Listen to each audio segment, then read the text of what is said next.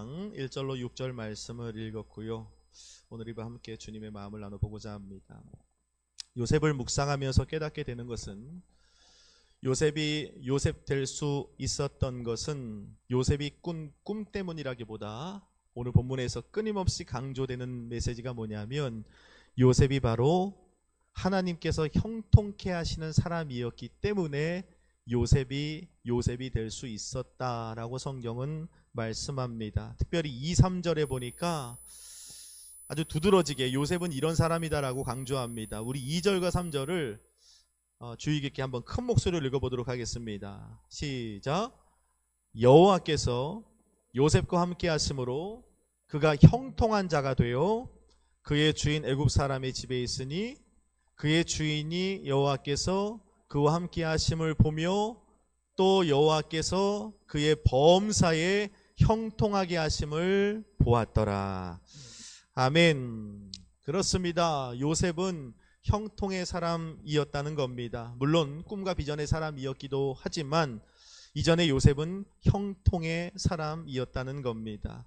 자, 그런데 오늘 본문에 보니까 2절 하반절과 3절 하반절 말씀에 보면 요셉이 형통의 사람이었다는 것도 참 중요하지만 우리가 주목해 봐야 될 부분은 뭐냐 하면 요셉의 형통의 삶보다 요셉의 삶을 형통케 하시는 하나님이셨다고 오늘 성경은 끊임없이 강조하고 있는 거예요.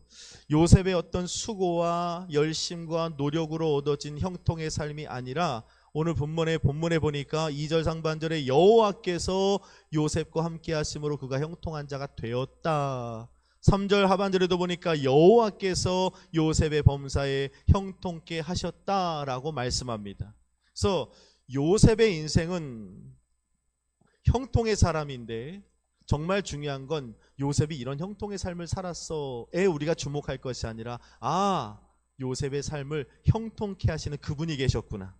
오늘 우리의 삶도 마찬가지. 우리가 얼마나 형통한 삶을 누리고 있는데 예수 믿고 이게 중요한 것이 아니라 오늘 우리들의 삶, 여러분들의 가정, 여러분 운영하는 사업장과 일터 속에 우리 순복음 성령의 교회를 형통케 하시는 하나님이 계신다는 사실을 우리는 주목해야 할 것이라고 오늘 본문은 말씀하고 있는 겁니다. 자, 그렇다면 오늘 본문에 구체적으로 요셉이 살면서 누렸던 하나님의 형통케 하심은 어떤 축복이었는가? 자, 우리가 오늘 요셉의 삶, 이 형통의 삶을 함께 나누면서 하나님이 주시는 형통의 복을 받아 누리기 위해서는 먼저 하나님의 형통케 하시는 그 형통의 개념에 대해서 우리가 먼저 이해할 수 있어야 합니다. 왜냐하면 하나님이 주시는 그 형통의 복과 우리가 바라는 그 형통의 개념, 형통의 복의 개념이 서로 맞지 않으면 하나님은 형통의 복을 끊임없이 내리시는데 우리 교회에 부어주시고 여러분 가정과 일터 속에 사업장 가운데 여러분 개개인 인생 가운데 하나님은 끊임없이 형통의 복을 주시는데 내가 바라보는 형통의 이 개념과 이게 맞지 않다 보니까 하나님은 주셨는데 누리지 못하는 교회, 누리지 못하는 가정, 누리지 못하는 성도들이 우리 주변에 정말 많이 있다는 겁니다. 하나님이 요셉에게 주신 형통이란 무엇이고 하나님이 오늘 이 밤 우리를 통해 여러분 삶 가운데 주시고자 하시는 하나님이 주고 싶은 형통이 무엇인지를 그 형통의 개념에 대해서 우리가 분명한 이해가 먼저 있어야 한다는 것입니다. 그렇다면 하나님이 요셉의 삶을 통해 우리에게 말씀하시는 우리에게 주시고자 하시는 형통케 하심의 축복의 개념은 무엇일까? 먼저 한 가지 질문해 볼게요. 요셉을 묵상하면서 드는 질문이 하나가 있는데 뭐냐 하면 여러분들이 생각할 때 정말 오늘 우리가 요셉의 삶에 대해서 나눌 텐데 요셉의 인생이 정말 우리가 생각하는 것처럼 형통한 삶을 살았던 인물이 맞을까요? 라는 질문을 우리가 한번 해볼 필요가 있다는 것입니다. 한번 물어볼게요. 요셉이 정말 형통한 삶을 살았습니까? 그런가요? 여러분 형통이라는 사전적 의미가 뭐냐면 형통이라는 건 모든 일이 뜻대로 잘 되어감이라고 되어 있더라고요. 모든 일이 생각처럼 의도대로 잘 되어가는 게 형통입니다. 자, 그런 측면에서 볼 때 요셉의 삶이 정말 형통한 거 맞습니까? 불통한 거 아닙니까? 여러분 요셉은요 그 10대 어린 나이에 형들로부터 미움을 받습니다. 너무 잘하는 내용들이 있죠. 형들이 얼마나 미워했는지 날마다 구박합니다. 날마다 겁을 주고 나중에는 그 형들이 이 요셉을 어떻게 하죠? 가축 한 마리 가격에 그 요셉을 상인들에게 팔아넘깁니다. 뿐만 아니라 그가 요셉의 삶이 이방 나라의 노예가 되어서 우리가 아는 것처럼 오늘 본문의 말씀 1절에 나왔죠. 보디발의 집에가 종살이를 해야 했습니다. 말도 통하지 않는 이방 나라에 던져져 10년 동안 종살이를 한다는 것은 이 요셉의 입장에서 볼 때 결코 쉬운 일이 아니었을 겁니다. 어떻게 열심히 하다 보니까 가정 총무가 되었어요. 좀 내 삶이 피는가 했더니 그 보디발의 아내가 요셉에게 억울한 누명을 씌우죠. 결국에는 감옥에 들어갑니다. 근데 그냥 감옥이 아니라 어떤 감옥이었죠? 왕의 죄수를 가두는 감옥. 성경에 나와 있지는 않지만 이 감옥은 한번 들어가면 영원히 나오지 못하는 감옥. 정상적인 모습으로 나오지 못하는 감옥. 그런 감옥이 바로 보디발의 이 감옥입니다. 그런데 그 감옥에 들어간 요셉의 죄명이 또 뭐였냐면, 죄명이 뭐였죠? 강간 미수범이었습니다. 지금도 강간 미수범은 아주 파렴치한으로 통하는데 이 시대에 종이, 몸종이 그 주인의 아내에게 강간 미수를 저질렀다는 건, 제가 여러분 이 시대에 항상 강요하는 게 뭡니까? 이 시대의 종이라는 개념은 주인의 재산의 목록 중에 하나였습니다. 있으면 좋고 없으면 다 채워놓으면 되는 정도. 그 정도의 존재가 오늘 주인의 아내에게 강간 미수를 저질렀다는 건 그냥 그 자리에서 처형을 해도 아무도 말할 수 없는 그런 중범죄입니다. 그렇게 감옥에 갇혀서 3년의 시간을 또 보냈어야만 한다는 겁니다. 여러분, 요셉의 삶을 성경에 나온 그대로 우리가 묵상해 보면 여러분들이 볼 때 정말 성경은 오늘 2절에도 보니까 요셉이 형통한 자가 되었고 3절 하반절에도 보니까 그가 영통한 자가 되었고 또 뒤에 쭉 가다 보면 그가 감옥에 들어가 있을 때도 억울한 누명을 썼을 때도 그는 끊임없이 하나님이 그들과 함께 하심을 통하여 형통한 자가 되었다고 하는데, 물어볼게요. 진짜 여러분들이 생각하는 형통의 삶이 요셉의 삶이 맞느냐는 겁니다. 형통 맞아요?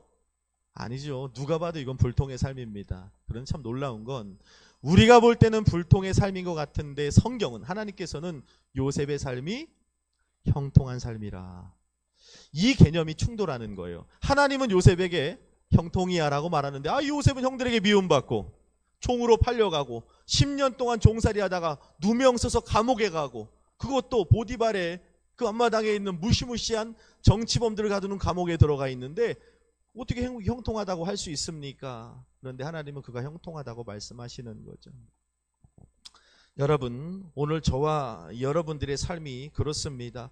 주님이 주시고자 하시는 그 형통, 주님이 말씀을 통해 우리에게 보여주시는 그 형통과 여러분들이 생각하는 그 형통과 일치가 되지 않으면 하나님이 아무리 형통을 쏟아 부어주셔도 내가 형통한 사람인가? 우리 가정이 형통한 가정 맞나? 우리 교회가 정말 형통의 길을 걷고 있는 게 맞나? 끊임없이 퀘스천 마크가 생길 수밖에 없는 겁니다. 형통이 아니라 불통 같아 보이는 거죠. 여러분, 신앙인에게는 세상 사람들에게 없는 어떤 보상심리라는 것이 있습니다. 어떤 보상심리가 있냐면 어떤 결정적인 순간에 믿음의 길을 선택하는 거죠. 어떤 결정적인 순간에 그리스도인 다음을 딱 선택하는 겁니다. 그러고 나면 여러분들에게도 경험이 있을 텐데 그런 어떤 신앙의 길을 선택하고 그리스도인다운 하나님의 자녀다운 길을 딱 선택했을 때 여러분들에게는 분명 어떤 보상심리가 생겨요. 하나님, 나 이렇게 믿음으로 선택했어요. 나 이렇게 그리스도인답게 선택했어요. 하나님의 자녀답게 이렇게 말하고 이렇게 행동하고 이렇게 선택했어요. 에서 끝나는 것이 아니라 하나님 잘했죠? 하나님 내게 은혜를 주십시오. 이런 어떤 보상심리들이 우리 가운데 있죠. 저만 있는 걸로. 아무도 없나 봐요? 있어요. 있단 말입니다. 열심히 여러분들이 어떤 새벽 작정을 하고 새벽 기도를 한다거나 여러분들이 성경을 한 독을 딱 한다거나 1독을 딱 마치는 날 어때요? 하나님 나 성경 한 동 했어요. 하나님 은혜 주세요. 예전에 우리 새벽 기도 40일씩 하면 막 입술이 부르트고 막 혓바늘이 돌고 하면서도 아침 저녁으로 나와서 막 기도하면서 끝날 때 어때요? 막 성경책 하나 받는 것도 참 감사한 일이지만 하나님 내가 40일을 채웠어요 하면서 하나님의 또 보상심리가 생기기 마련이라는 겁니다.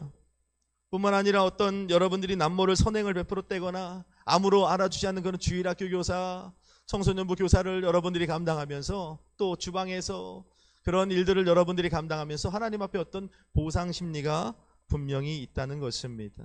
여러분, 저도 아이들을 3명이나 키우지만 50점 맞아오면 시험지를 내 보여줘요, 안 보여줘요?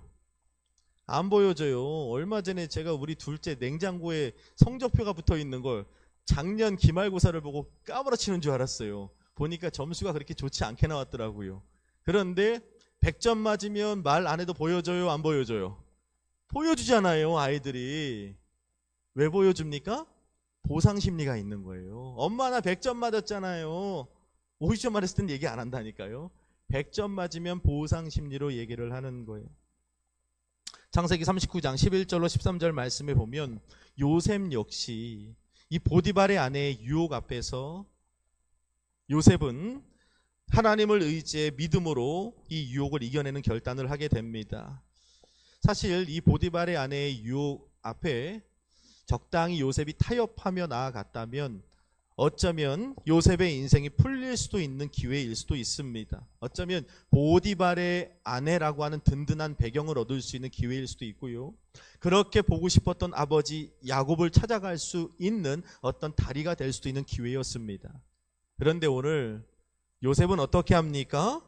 하나님 보시기에 그릇된 일이라 생각하고 그 보디발의 아내의 유혹을 과감히 신앙의 힘으로 거절하는 것을 우리가 성경을 통해서 보게 됩니다. 그래서 성경에 나와 있지 않지만 아마도 요셉은 마음속에 하나님을 향한 환호가 있었을 거예요.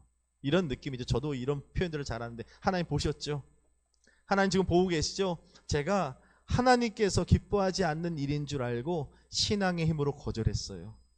하나님 나 참 잘했죠? 하나님 정말 보고 계시죠? 하나님 저 장하지 않습니까? 나 유혹 이겼습니다. 믿음으로 유혹 뿌리치고 승리했습니다. 주님 잘한 일이지요? 하고 스스로 칭찬하며 어떤 하나님의 보상을 기대했을 겁니다. 아니 보상은 아니더라도 오늘 자신의 그 신앙의 결단, 믿음의 결단의 결과가 아름다운 열매일 것이라는 어떤 기대는 했을 겁니다.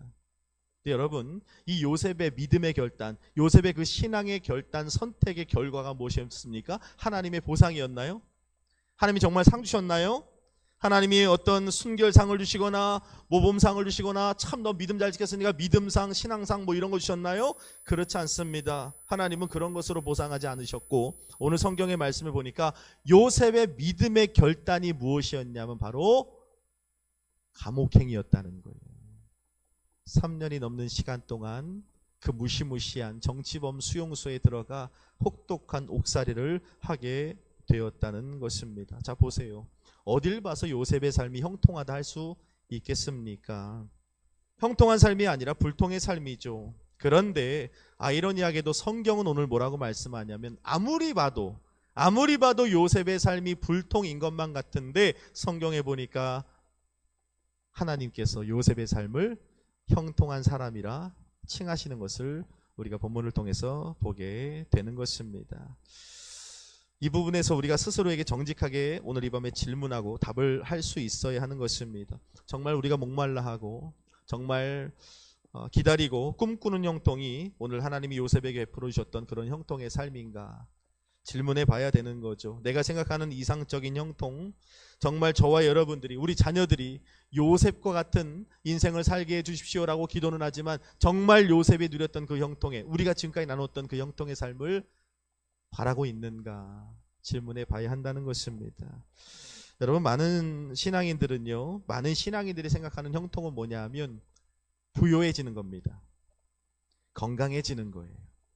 풍요로워지는 거고요. 막힘이 없이 탄탄대로를 풀리고 열리고 그냥 대로로 쭉쭉 달려나가는 것을 형통이라고 생각을 합니다. 그런데 오늘 본문에 요셉을 통해서 알 수 있는 것처럼 하나님이 자녀들에게 주시고자 하시는 그 형통은 우리가 생각하는 그 형통과는 너무도 거리가 멀다는 것을 우리가 분명히 알아야 합니다. 자, 그렇다면 요셉의 삶을 통해 하나님이 우리들에게 주시고 싶은 형통의 삶이란 어떤 삶일까? 두 가지로만 나누도록 하겠습니다. 그 첫 번째가 바로 2절 3절에 나왔어요. 자, 여러분들에게 오늘 이 밤에 형통을 주고 싶어 하시는 하나님의 마음입니다. 읽어봅시다. 2절 3절 큰 목소리로 시작. 여호와께서 요셉과 함께 하심으로 그의 주인 애굽 사람의 집에 있으니 그의 주인이 여호와께서 그와 함께 하심을 보며 또 여호와께서 그의 범사에 형통하게 하심을 보았더라. 아멘. 요셉의 삶을 통해 하나님이 우리들에게 주고 싶어 하시는 형통이라는 것은 다시 뭐냐 하면 하나님께서 함께 하시는 것이 형통인 줄로 믿습니다. 성경이 이렇게 말씀하고 있어요. 오늘 2절에 보세요. 여호와께서 요셉과 함께 하심으로 어떻게 됐대요? 그가 형통한 자가 되었다. 이렇게 말씀해요. 그러니까 형통의 근원이 뭐냐면 하나님이 함께 하시는 것입니다. 3절에도 보니까 그 하반절에 여호와께서 그의 범사에 형통케 하심을 보았대요. 3절 상반절에 보니까 여호와께서 그와 함께 하심을 보며 라고 되어 있습니다. 즉 하나님이 정말 주고 싶은 형통은 뭐냐 하면 우리가 생각하는 부요하고 풍요롭고 넉넉하고 풍성하고 막힘이 없고 열리고 풀리고 이런 형통이 아니라 하나님 정말 우리에게 주고 싶은 형통은 뭐냐 하면 하나님이 함께 계시는 형통. 이 부분에 충돌이 일어나지 말아야 됩니다. 아무리 우리가 어렵고 힘들고 문제 가운데 살아도 하나님이 함께 계시면 형통할 수 있는 삶이다라는 것을 요셉의 삶을 통해 우리에게 알려주고 있는 것입니다. 요셉의 삶에 늘 붙어다니는 수식어가 있습니다. 그게 뭐냐 하면 여호와께서 요셉과 함께 하셨다는 겁니다. 요셉뿐이야. 3절에도 보니까 주변 사람들에게도 오늘 본문 3절에 보니까 그의 주인이 봅니다. 아, 여호와께서 요셉과 함께 계시는구나. 그리고 요셉의 범사에 형통하게 하시는구나를 보았다는 거예요. 여호와 하나님께서 요셉의 삶에 늘 함께 하셨습니다. 그리고 하나님이 요셉의 삶에 함께 하시는 결과가 형통이었다라고 성경은 말씀하고 있는 겁니다. 그리고 요셉은 그 형통함을 누리며 사는 인생이 되었다는 거죠. 그런데 많은 신앙인들이 이 사실을 간과한다는 것입니다. 하나님께서 함께 하시던지 함께 하시지 않던지 돈만 많으면 형통이라고 생각을 해요. 하나님이 함께 하든지 말든지 부유하기만 하면 형통이라고 생각해요. 사업장이 번성하고 가정이 넉넉해지고 성공하고 출세하고 넓은 집으로 이사가고 회사 안에서 승진하고 아이들이 좋은 대학 가고 50평대 아파트로 S클래스를 타기 시작하고 이러면 하나님이 함께 계시던지 계시지 않던지와 상관없이 형통하다고 생각을 해요.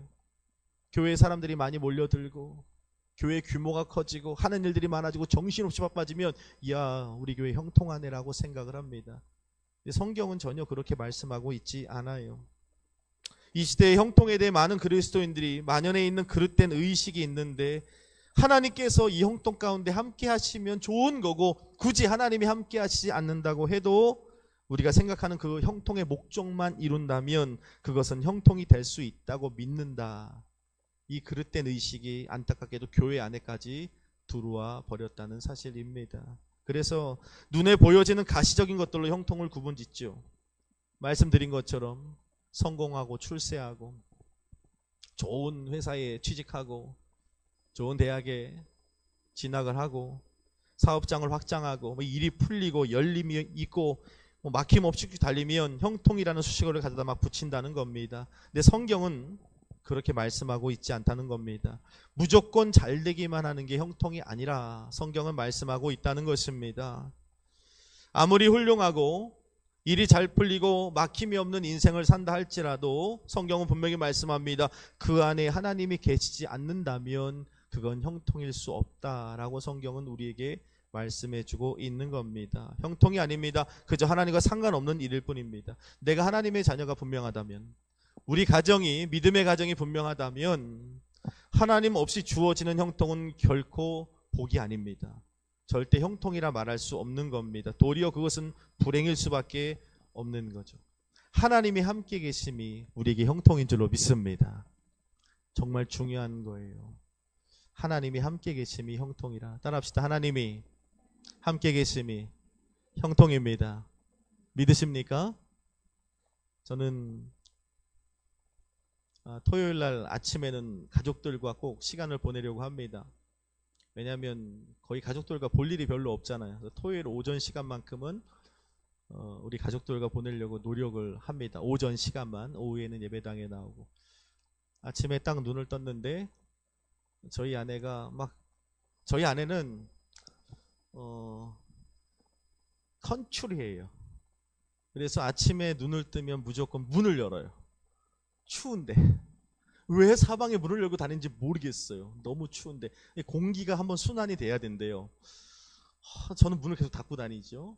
문을 열고 다니면서 마음속에 근심 있는 사람 주 예수 앞에 하면 문을 다 창문이고 뭐고 다 열어요. 애들이 막 난리 추워 하면서 막 한 번 야 모여 일로 모여 해서 막 난리가 나는데 신나게 그렇게 주말 아침에 찬송을 마음속에 근심 있는 사람 이 찬양을 부른다는 건 무슨 얘기예요? 마음속에 뭔가 지금 근심이 있는 거예요. 근심이 있으니까 그 찬양을 부르는 거예요.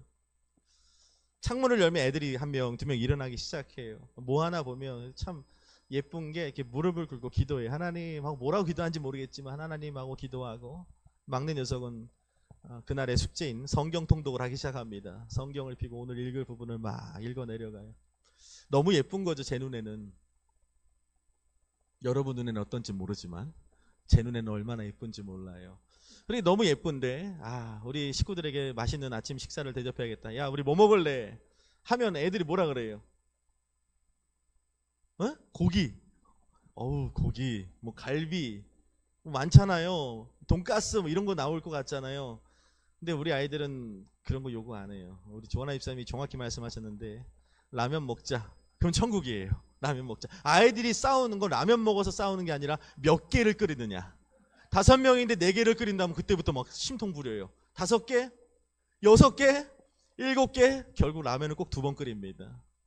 아이들 뭐 2개, 3개 이번 기본이에요. 저희는 라면을 꼭 박스로 사다 놓는데 아침에 그 라면을 먹으면서도 왜 우리 갈비 안 먹어요?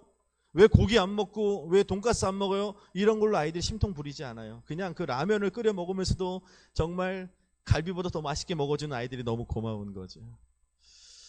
아침에 찬양을 부르는 아내가 있고 성경을 통독하고 무릎을 꿇고 기도하는 아이들이 있고 라면 하나에도 저렇게 활짝 웃을 수 있는 우리 가족이 저는 너무 행복해요. 그 행복의 중심에 누가 있냐면 저는 주님이 있다고 믿습니다. 토요일날 아침에 라면을 먹고 있는데 당근 하고 울려요.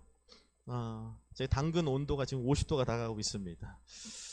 굉장히 오해들 하시는데 목사님 당근만 하나 봐요 그러는데 아니요. 당근이라는 건 주님이 저에게 주신 플랫폼이에요.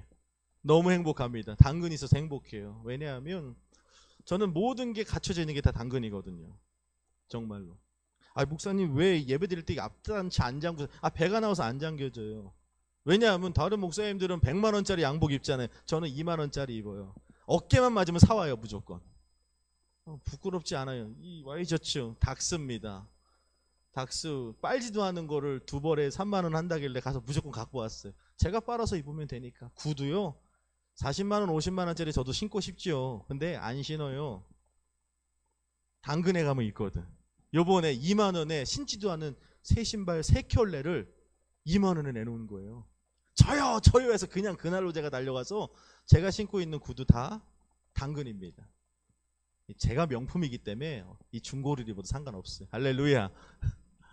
휴대폰 스마트폰이요. 여러분 사면 얼마예요? 어저께 우리 요셉이가 스마트폰이 신기하다고 그 충전기 궁금하다고 연필로 거기를 막 이렇게 해갖고 스마트폰이 망가졌어요.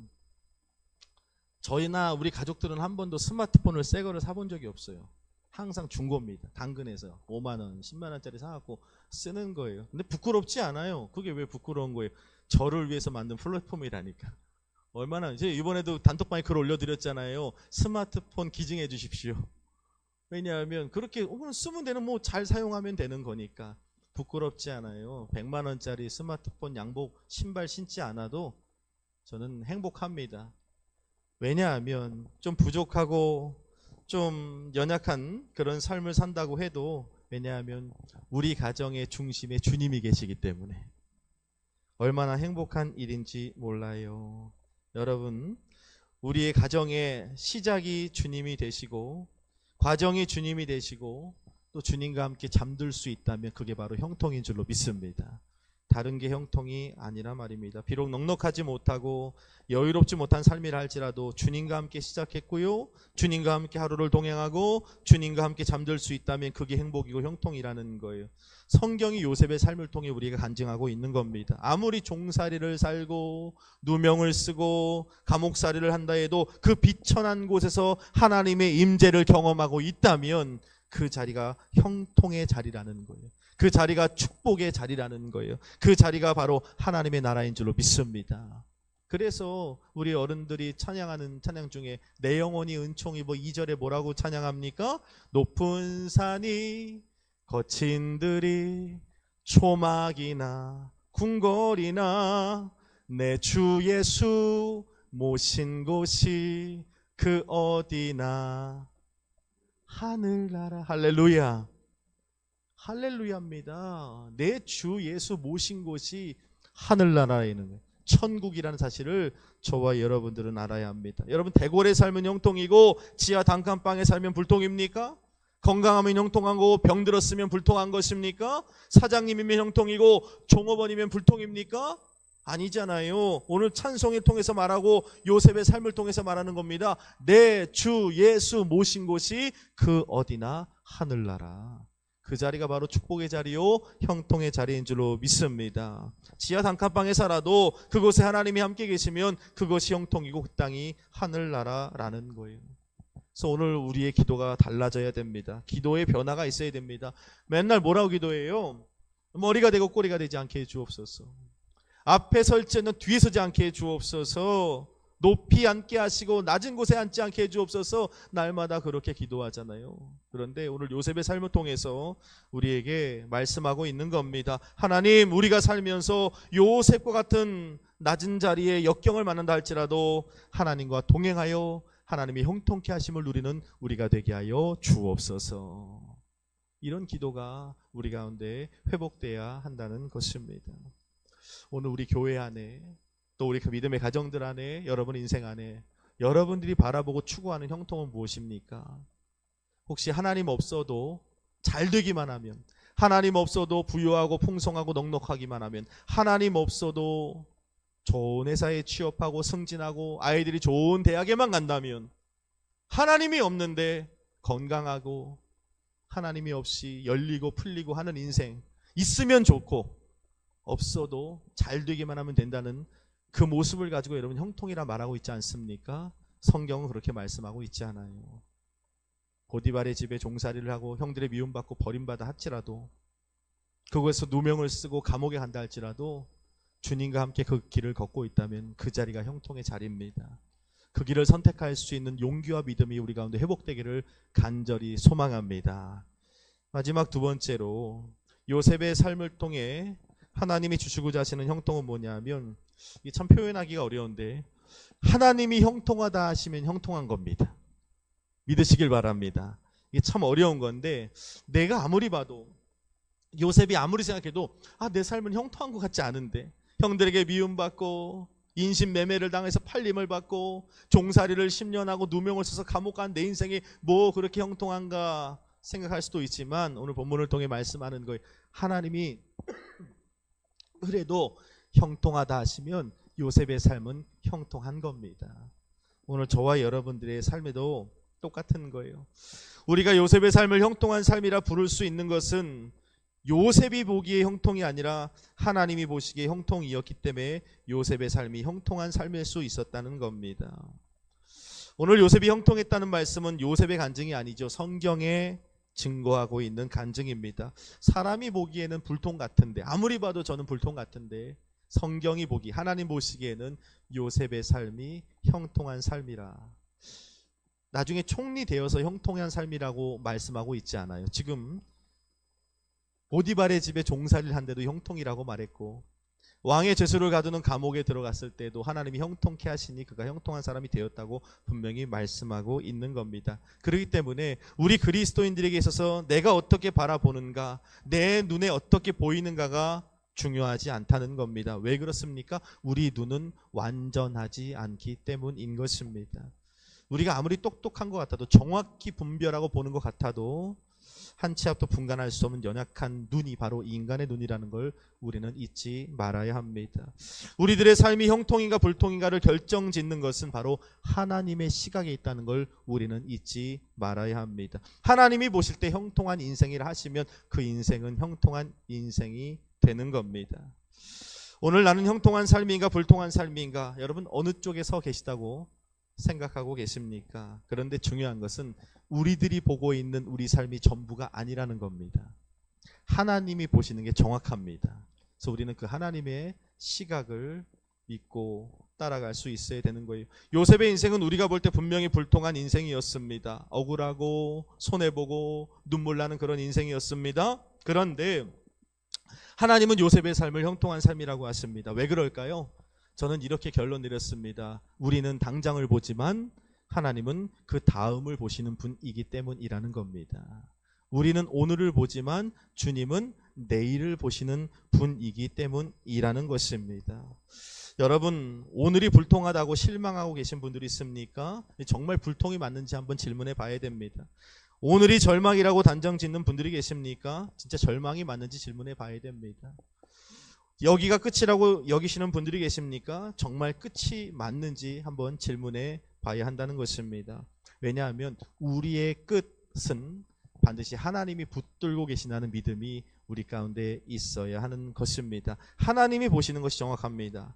하나님이 형통하다 하시면 형통한 거예요. 하나님이 형통한 교회라 하시면 우리 교회는 형통한 교회고요. 여러분 가정을 향하여 지금 아무리 녹록지 않고 기구한 어려움 가운데 있을지라도 하나님이 형통하다 하시면 여러분 가정은 형통한 겁니다.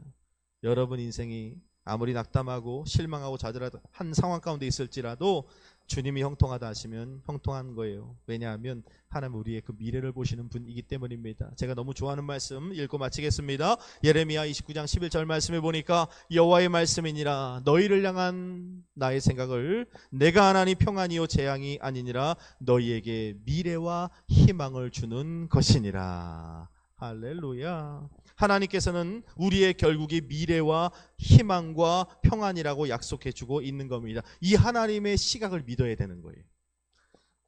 오늘은 재앙인 것 같은데 성경이 약속하고 있는 거예요. 너희를 향한 내 생각을 내가 아는데 평안이라 미래와 희망을 주는 것이라. 우리의 끝은 그렇다는 겁니다. 이 주님의 시각을 믿고 오늘 선포하십시오. 나는 형통한 사람입니다.